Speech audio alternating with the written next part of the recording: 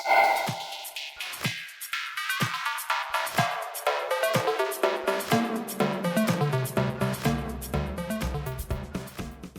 you for joining us here on Checking the Vitals, a podcast powered by SpecialtyCare. I'm joined today by Cris Wedekind. And he is one of the regional managers for SpecialtyCare for perfusion, correct? Perfusion, correct. And you kind of handle the Northwest, correct? The Pacific Northwest? Northern California. Oh, okay. So just centralized to Central and Northern California. Okay, awesome. Yeah. Okay. So I'd like to start off the podcast this way by asking what it was that drew you to a career in healthcare. So what was it in your youth or childhood or young adult life that made you want to work in this field?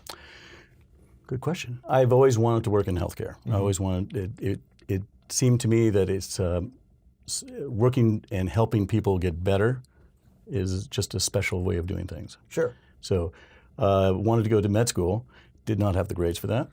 So got waitlisted. To become a surgeon or Yeah. And didn't get the grades. Got into optometry school and dentistry, and then I heard about the perfusion thing, and I had no idea what it was. When did you hear about perfusion? Like where 79, were you? And I was graduating college. Yeah. And so went to Stanford, which was the closest program from UC Berkeley, where I was graduating from, and talked to them about what it was to be a perfusionist. And I thought, geez, this is great. It sounds very exciting. It's very autonomous. Yeah. And thought, I'd like to do that. So you entered their program and then graduated, and then you worked as a perfusionist for 20 some odd years, correct? Be 40 years now. Oh, I should say, before you started your own business. Correct. Yeah. So you worked, I'd imagine, just like a regular perfusion does, day in, day out, working cases. Yeah. How long was it before you started your own company? I started my own company when the hospital I was working for as a contract perfusionist got audited by the IRS. Oh. And I didn't have a company, and so they said, okay, if you had a company, there wouldn't be any problem. Right. So I started my company. You were saying, guess what, guys? I decided to start a company. Yeah. All right. The short of it, yeah. Yeah. So you did that. You worked that company for 25, 24 years or so, and then you came on with SpecialtyCare. I guess you transitioned from being a perfusionist to being a business owner, and I'd imagine that takes different skill sets.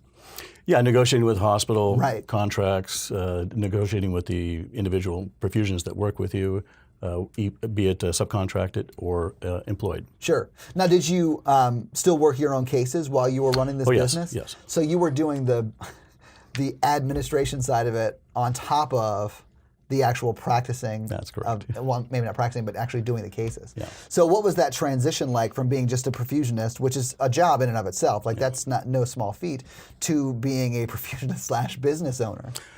A big one, a big jump, but I got to have my own company, made my own rules, and it was difficult, but it was definitely worthwhile. Yeah. So you came on with SpecialtyCare in 2016. Correct. As the regional director of operations for that sort of Northern California area.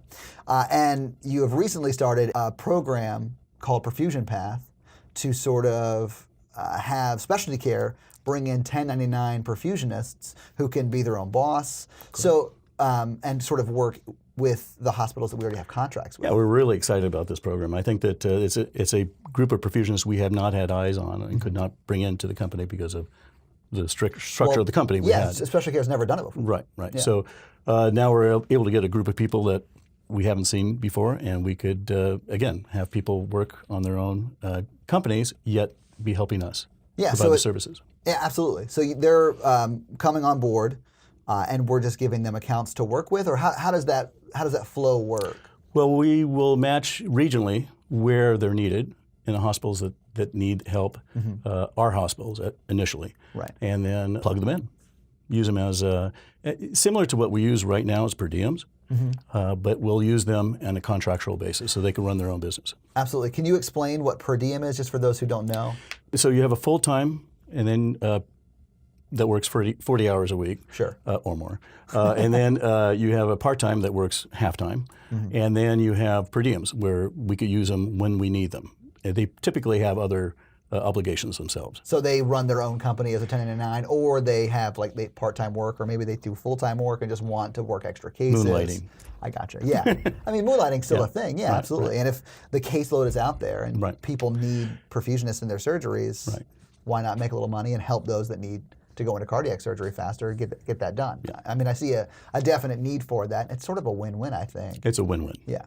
So, I mean, and same with the 1099. I think that what I should call perfusion path, I think that's sort of a win-win for those who are looking to branch out and be their own boss, work where they want to work, when they want to work, that sort of thing. So how do you, since it's your baby, how do you facilitate a program like this, bringing on contracting? So vetting process is going to be important. They're going to have, we're negotiating right now what we will have them be required to do on their own. One other group that perhaps we did not discuss are people that have their own companies currently, and that we're either obligated to do per diem for us, but now we'll be able to transition into the 1099 contract. Oh, okay. So it's a small segment, but it's an important segment, and I think we could capture that.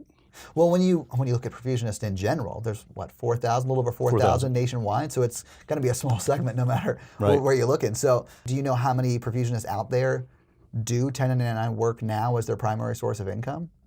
There are, well, it depends where you are in the country. Oh, does it? Yes. Okay. Typically, back west, we have more. Oh, wow. Okay. It has become somewhat lucrative.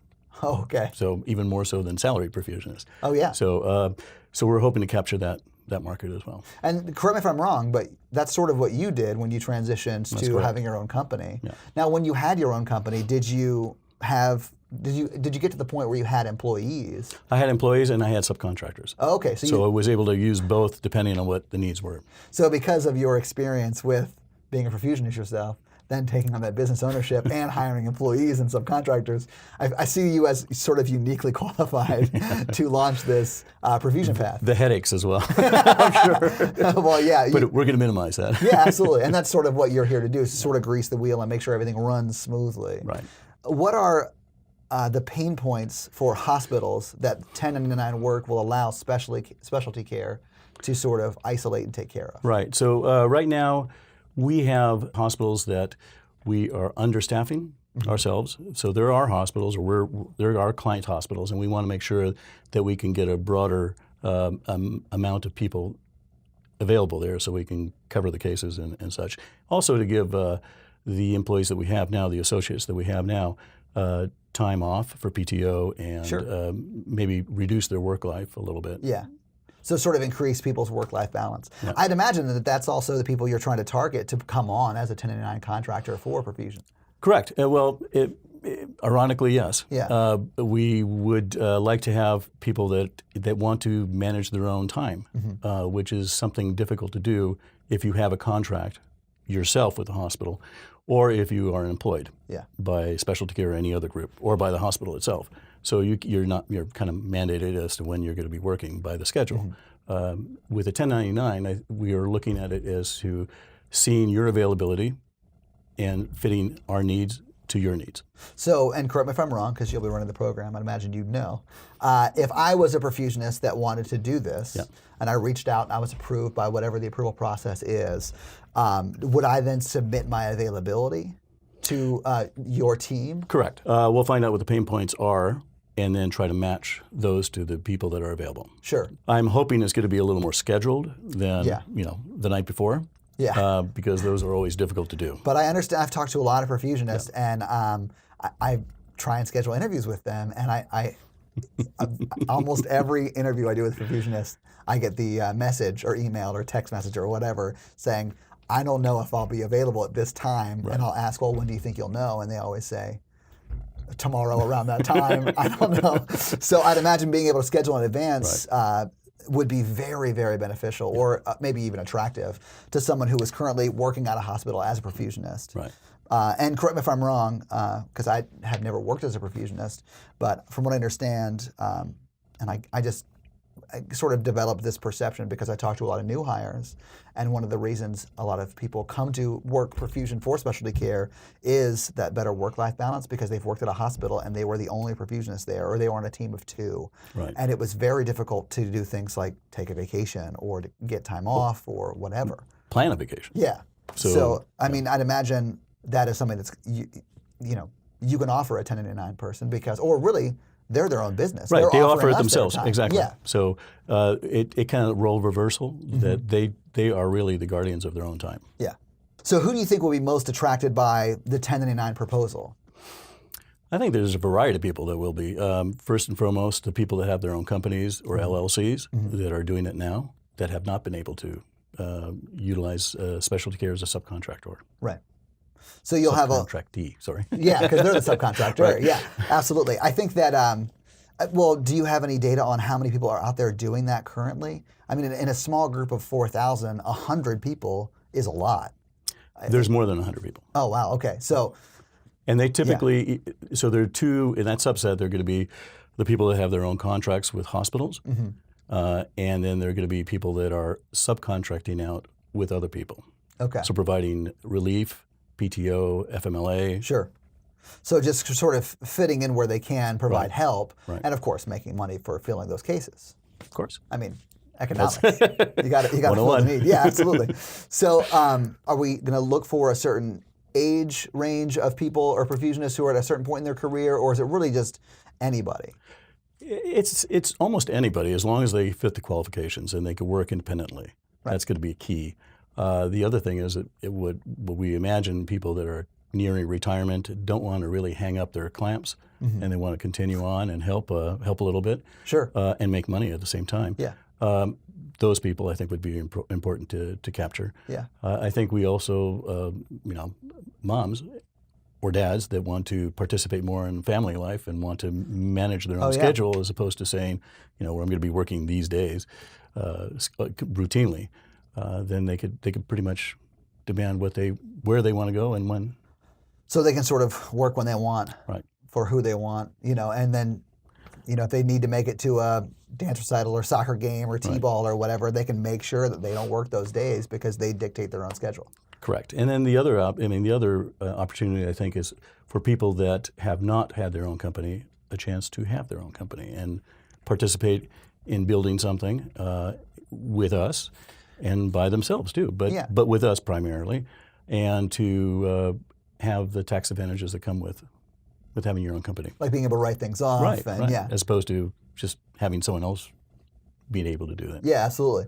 So you got to kind of get to take advantage of the tax benefits that are provided there. So is this the only type of service that Specialty Care is planning on opening up to contractors or subcontractors? Right now it is. We are in the process, and we're very excited about ECMOpath.com, which is going to be ECMO, which we're going to be utilizing ECMO specialists. And we're opening it up not just to perfusionists, but to others that are specialists and want to be specialists. And I think that will be a very good, large pool of people that we can utilize. And as we know, ECMO is growing, and we are the largest ECMO providers. Yeah. So we need the help here. Yeah.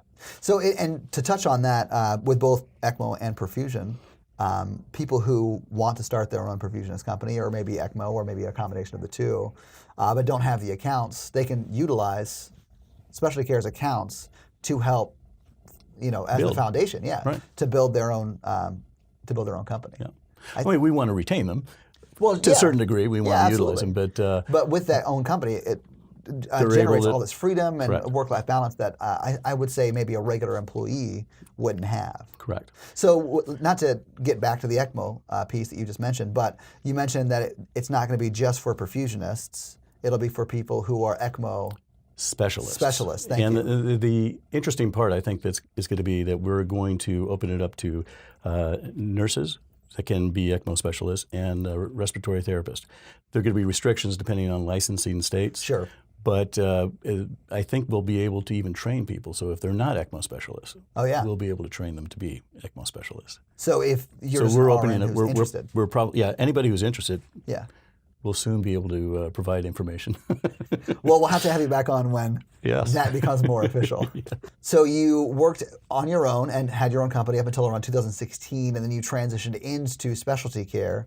So what was it that got you, or what was it that facilitated that move from independence to specialty care? So I was getting to the point where I couldn't recruit myself perfusionist, and had been basically on call for 3 years, and decided. My wife told me, this is not sustainable. You need to change, or you need to change something. Yeah. And so a position came about. Area clinical manager, who was previously my employee, he was leaving specialty care from the area, opening up a position. Mm-hmm. And so he said, you got to talk to Steve Strauss, who's the president of the West. And so I did. And so we started communicating, and he made me an offer of becoming the regional director of operations. One of the things that I was several things that I was looking at, alleviation of having the whole burden on me of running a business. And two was I looked at who recently came on board with specialty care, and Al Stammers and Linda Mongero, two powerhouses in perfusion. I thought, well, there's got to be something there. Yeah. So, and once on board, I realized that specialty care, the management team in specialty care is fascinating and wonderful, and really trying to improve not only all aspects of perfusion, but for the perfusionists, for the associates. Mm-hmm. They're really trying, and it's a different specialty care than what it used to be. Yeah. Well, Cris, congrats on the extra responsibility, I should say. We'll see. Yeah. No, I look forward to it. So fantastic. Thank you so much. All right. Thank you for listening to Checking the Vitals. If you enjoyed the content we provide, please leave us a 5-star rating and review. It really does help people find the show. And make sure you subscribe so you hear our interviews with healthcare innovators every Monday.